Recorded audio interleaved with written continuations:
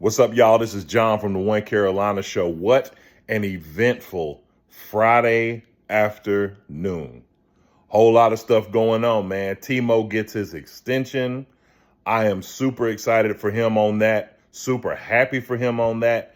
I just think that there's some guys, man, that, when they ride for the team, man, and they show up and they work hard every single day, you deserve to stay with the team that, you're with. And look, not for nothing, I feel like this is one of those moves that's made that kind of solidifies and I wouldn't say pacifies the fan base, but it sends a message, right? What's the message sent? We're going to take care of our guys, right? Think about some of the great players that we've lost over either money or circumstance, right? Two in particular that come to mind. Josh Norman in 2016 coming off of an extremely high-level production year, and then obviously Cam Newton, right?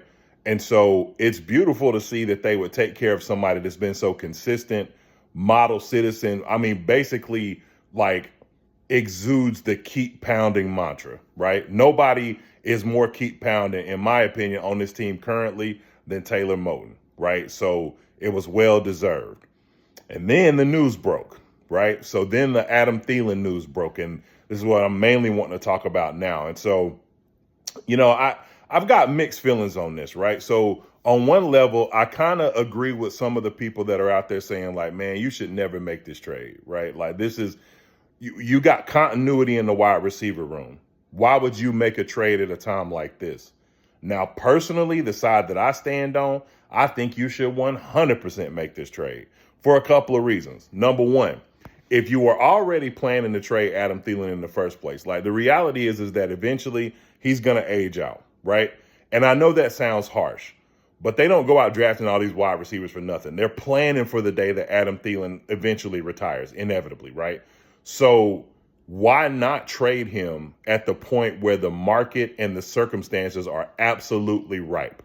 I heard Ricky say something on one of his spaces today. Shout out to my man, Ricky. Y'all check him out on Panthers on Tap. I think they come on Thursdays or something like that. But Ricky said, like, there is no better time to do it than now because Jordan Addison ain't going to do nothing but keep getting healthy, right? So the healthier Jordan Addison gets, the less that this value, becomes. So why not go ahead and make that move right now? It makes all the sense in the world, right? And that's one side of it. And I've heard a lot of great commentary back and forth from a lot of people throughout the day. I had a chance to jump into Panthers Prime podcast chat and listen to his colorful chat, which I love. That's my man. And so salute to Panthers Prime podcast. If you're not subscribed to him, check him out. But the point is like, there was a lot of discourse back and forth. Prime specifically is one of those people that's not on the side of, trading Adam Theilen. And you know what? Hey, he's not wrong in his assessment, right? He's not wrong as far as the production, 1,000-yard seasons, being the security blanket, those big fourth down plays when the blitz is zoned in. Thielen is usually the person that you go to. That big play in Tampa, Thielen was the one you went to. That long play against Tampa in the other game when we were at home in Tampa, Thielen was the guy that you went to. So it makes sense why you would want to keep that kind of production around. But this is the reason I'm more on the side of being okay with him being traded, right? And why I think it should happen. I rewind back to 2013 season, right? Cam Newton finally, breaks through, has a breakout year. We go to the playoffs 12-4, lose to San Francisco. The next year they trade Steve Smith. And obviously a lot of us were upset, right? I think in the offseason. And then, they had the whole blood and guts game or whatever like that.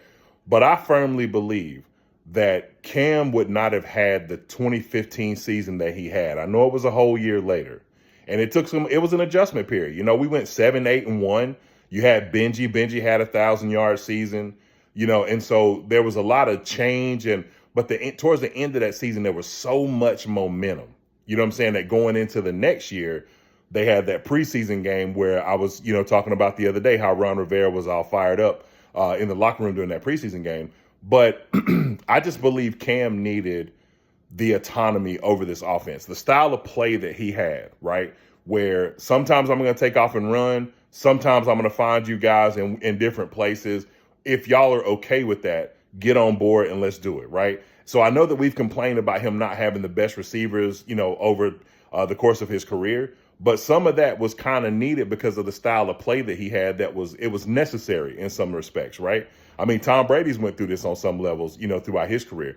But like, I feel like Bryce, with the whole field general thing, getting comfortable in Canales' offense, being able to disperse the ball and have full autonomy over the offense is extremely important. So I think it's the very same situation. Now, do I think that Adam Thielen is one of those guys that's like, going to be a troublemaker or anything like that, or, be someone to start complaining if other people start, getting more reps, or, you start seeing somebody else shine? No, I don't. But what I do believe is that it's possible that you could be holding another person back, like Jaylen Coker, for example. I think that that's really the guy who's going to get the most opportunity, in my opinion. I know most people would think, well, Xavier Legette. Xavier Legette is already going to be your, receiver 2 likely, right, for now. So yeah, Coker takes over, primarily that slot role, or kind of, slides back and forth in between the Z and the slot or whatever. I may have that mixed up. But the point is like, it just really, to me, feels like a great opportunity to let Bryce have 100% control of this offense. I'm going to go wherever I want to go with the ball. These guys are going to grow with me together, right? A lot of young guys. You've seen them out there in the blueprint that they just produced, which I love to see. I just made a video talking about, those next steps. Love to see how Bryce was like showing Xavier Legette, like, look, I know you learned it like this, but this is where I need you to be for this specific play, because I know the offense. I'm comfortable in it, so I can lead and tell you exactly where I need you to go, right?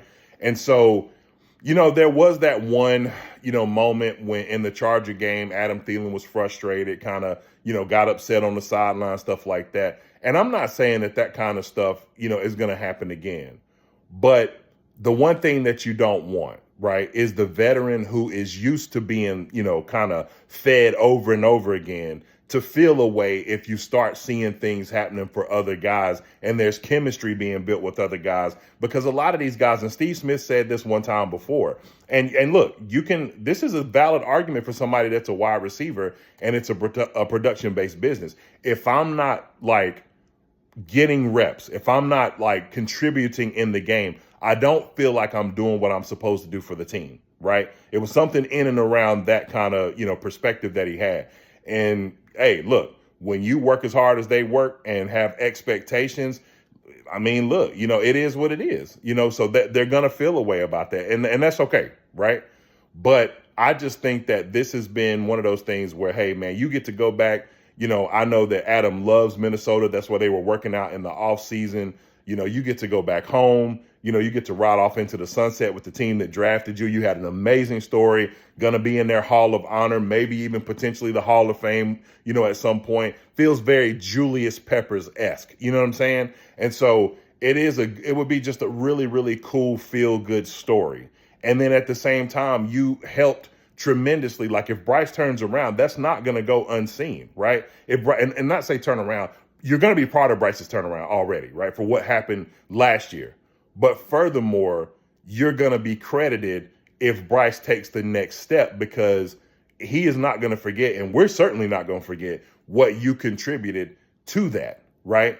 So, man, if a trade happens before I drop this video or after I drop this video, one of the main things that I want to say, man, is salute to Adam Thielen. I love to see guys that come into a situation. I mean, he was optimistic from jump. He was happy to be here. He could have tried to force his way out, tried to do anything, took a 1-year deal somewhere just to go somewhere and compete. But he stuck it out with us, man. And that's got to be commended. You know what I'm saying? So salute to Adam Thielen. However this shapes out, man, hey, you are forever etched in the Carolina Panther ethos. And, man, we'll celebrate you forever for your contributions here. But more importantly, as for the right now, I think that this should happen. But y'all let me know what y'all think in the comments below. Hey, we back to Couch Chronicles again. Like I said, studio work coming soon. I got a day that I'm going to be going live consistently. I'll start kind of putting some marketing out for that so y'all will know where to find me. I know a lot of people have been talking about like, man, you need a StreamYard show or something like that where we can tap in with you. I promise that's coming. I used to do that